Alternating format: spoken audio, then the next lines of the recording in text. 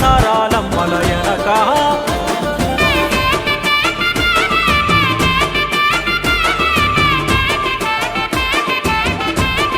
కళ్ళగురిగిలోన దాసిన పైసలన్నీ ముడిపే గట్టి పల్లె తల్లి బయలెల్లిందే శిలక పిల్ల జల్ల సల్లం ఉంటే మల్ల 7 మేడాన ముస్తాని పోయినసారి మొక్కుకున్నది గనుక